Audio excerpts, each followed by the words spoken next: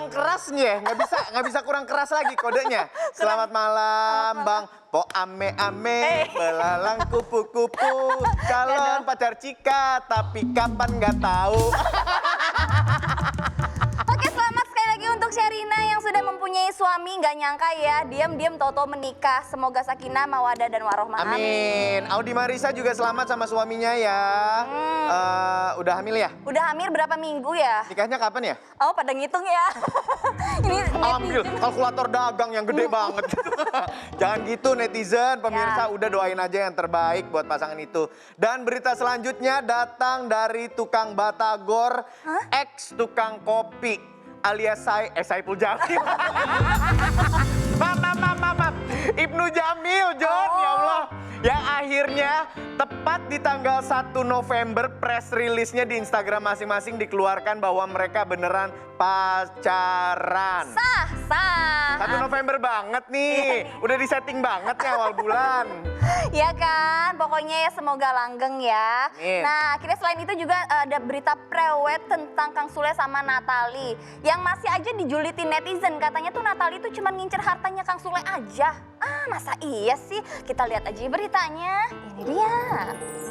Oke, komentar dong berita yang tadi. Selamat akhirnya menemukan tambatan hati untuk Kang Sule 15 November. Aku mau tahu kira-kira aku diundang nggak ya? Siapa tahu aku jadi MC-nya, soalnya waktu sunatan anaknya aku sama Omes MC-nya. Kirain waktu sunatan anaknya aku yang nyunatin. Oke, nih buat pemirsa Call Me Mel yang sudah kangen banget sama Melanie Ricardo. Akhirnya Melanie sudah memberikan klarifikasi lewat video YouTube vlognya ya. Dan Melanie kondisinya memang kurang sehat. Kemarin dia telah mengupload video resmi di YouTube dan bercerita tentang kondisinya yang ternyata positif COVID-19. Ya betul sekali, kita mau lihat perjuangannya Kak Melanie selama melawan COVID-19 hingga dinyatakan bisa pulang. Ini dia. Ya, malam ini untuk mengobati kekangenan pemirsa Call Me Mel. Dan gue berdoa banget minggu depan Melanie Ricardo sudah kembali lagi ke studio bersama kita. Amin. No offense ya Cika ya, jangan tersinggung Cika. Gue happy banget sama lo, tapi kita sekarang sudah nyambung dulu nih sama Melanie. Kita mau ngobrol tentang kondisinya saat ini. Mel! Kak Melanie! Hai guys. Hai. Kak Mel, apa kabar? Sehat puji Tuhan. Udah sehat? Udah sehat sekarang, udah sehat. Cika thank you ya udah bantuin selama ini selama aku sakit. Nemenin Iksan karena gak banyak artis yang mau nemenin dia loh. Ini pun Cika gue paksa dengan alot banget. Akhirnya mau selama 5 minggu, hampir 5 minggu Cika ada di sini nemenin gue untuk mengisi kekosongan dari Melanie. Mel cerita, pemirsa pengen tahu. Maaf sebentar, Cika mau menemani bukan karena dia sayang sama lo, beda dengan hubungan gue sama lo, tapi Cika butuh uang karena dia kan mau kawin. Oh iya benar. Udah ya, nih baru telepon, lo udah dicengin, gue udah dicengin. Lo gak usah balik ke sini, thank you ya, kita udah happy di sini gak ada lu ya. Bentar, Jangan ini nama acara. kalau kayak begini berarti Kak Mel udah sehat walafiat nih kayaknya nih ya. Betul. Iksan sekarang udah mulai sombong, soalnya sekarang dia udah bukan cuma call me Mel kering-kering hello, tapi kata Sandi, kita ada bye-bye.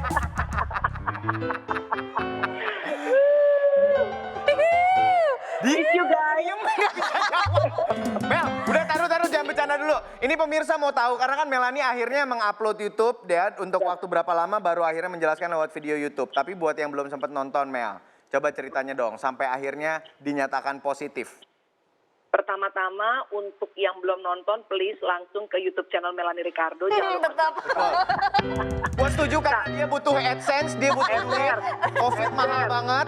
Udah nggak kerja sebulan, say. Ayo. Oke, yang pasti pertama-tama itu virus ini rasanya sama seperti flu biasa. Meaning nggak selalu lo harus panas tinggi. Gue sendiri gue tidak batuk, gue tidak sesek. Jadi nggak merasakan apa yang selama ini gue dengar mengenai virus COVID-19. Gue nggak panas tinggi, walaupun memang sumeng.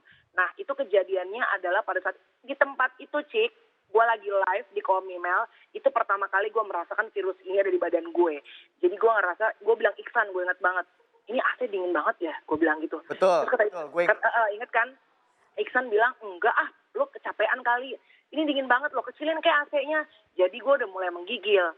Once lo ngerasa lo mulai sumeng badannya, you lost energy, ngerasa kayak gampang banget capek, and then badan lo itu tulang-tulang sama persendian lo tuh ngilu dan sakit kepala, ya. Mendingan langsung PCR swab. Jaga-jaga aja. Kalau negatif ya puji Tuhan alhamdulillah. Kalau memang positif kayak gue kemarin, gue rasa sebenarnya pada saat itu nggak tahu, mungkin virusnya sudah di situ. Tapi gue berusaha untuk self-medicated, jadi ngobatin sendiri di rumah. Biasalah. Karena kalau di gue simptomnya adalah seperti penyakit gue yang biasa gitu, which is lambung. Gue kan emang selalu bermasalah dengan lambung gitu. Jadi mual. Terus saudara gue udah bilang, setelah 2 hari gitu ya, lo coba swab dulu deh gitu. Terus gue ngotot gitu, karena gue, dan takut juga sih jujur ya gitu. Gue bilang, enggak, orang gue gak batuk kok, gue gak panas kok, kenapa juga gue harus swab gitu. Kalau kecuali gue sesak, gue batuk. Nah itu salah banget gitu. Jadi pada saat gue sudah 5 hari di rumah, hampir pingsan, tangan gue kesemutan semua, hampir jatuh di kamar mandi, mau muntah terus. Gue itu untuk ngeraih handphone, karena gue sendirian di kamar, untuk ngeraih handphone aja udah gak punya energi itu. Nah gue tahu at that time bahwa ini there's something wrong with my body, ini gak beres nih. Akhirnya gue melakukan PCR swab, dan ya walaupun simptom si badan lo mulai ngerasa gak enak, tapi tetap lo berharap sama Tuhan banget lo gak COVID kan gitu. Sampai akhirnya hari Sabtu malam, jam 10 malam gue mendapatkan hasil via email, dan gue dinyatakan positif COVID-19 dengan city value yang cukup rendah. Jadi city value itu adalah tingkat infeksi virusnya. Nah kalau orang normal tuh udah negatif tuh harusnya di 38-40. Nah gue saat itu 12,5. Gila, jadi jauh banget ya Mel. Jauh banget, gue sangat rendah. Dengan ternyata setelah gue ke rumah sakit, gue mengetahui HB darah gue itu hanya 8 dan normalnya 13. Gue defisit zat besi. So I was very sick at that time gitu. Jadi kalau orang bilang gini, saat lo tahu lo positif COVID, pasti lo deg-degan, pasti lo takut, pasti lo ngerasa hidup lo jebret berhenti sesaat gitu. Tapi setelah itu oke, lo boleh nangis, lo boleh stres, lo boleh doa, boleh apa, tapi setelah itu kumpulin energi. Karena ini perang batin. Makanya gue bilang kenapa teman-teman harus berhati-hati. Karena sampai sekarang gue masih mengalami nih. Ini virus yang bukan cuma menyerang fisik. Dan ini dokter COVID yang bilang. Tapi dia menyerang mental. Karena saat lo tahu lo positif COVID, lo denger info orang yang meninggal segitu banyak, orang yang sakit segitu banyak, lo harus segera maintain di otak lo. Gak boleh langsung lo nangis, ngedrop. Karena ini kita bermain dengan imun tubuh gitu. Jadi akhirnya gue dibawa ke rumah sakit gitu. Iya. Nah Kamel, harapan Kamel untuk saat ini sekarang apa Kak? Sebenarnya dengan gue tadi kan gue nggak mau share ya ke masyarakat bahwa gue positif COVID gitu, karena menurut gue orang yang mau kena COVID mau dia bilang mau dia nggak bilang, kecuali bilang sama orang-orang yang dia ketemu ya itu harus gitu, supaya orang-orang yang dia ketemu kontak, kayak gue ketemu Iksan kan, gue langsung telepon Iksan, lu please PCR swab. Puji Tuhan alhamdulillah Iksan negatif gitu ya. Nah tapi kalau lo mau publikasi sebagai artis atau enggak itu kan tergantung dari masing-masing. Tapi sampai kenapa akhirnya setelah gue 2 minggu di rumah sakit gue memutuskan untuk gue pengen ngomong ke masyarakat, karena gue ngerasain gitu, gila ternyata COVID ini ada dan rasanya sakit banget di badan. Ini ngeberantakin sistem badan lo, darah lo jadi kental.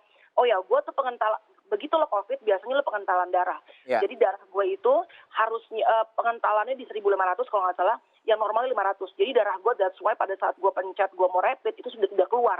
Udah nggak keluar darahnya. Jadi anyway, long story short, gue ngelihat jujur banyak orang yang, terserah deh, lo mau percaya nggak ini konspirasi nih, it's up to you. Tapi virusnya ada, dan lo once lo kena, kalau gue ya kemarin ya, gue ngerasa banyak uang kebuang, karena gue nggak bisa kerja, gue juga harus kemarin ke rumah sakit swasta juga, takes a lot of money gitu ya. Dan waktu lo sendirian, udah lo sakit, lo terisolasi sendirian, dan lo nggak tahu apa yang akan terjadi sama badan lo gitu. Karena once lo masuk ICU, lo saturasi oksigen di badan lo melemah, lo masuk ICU.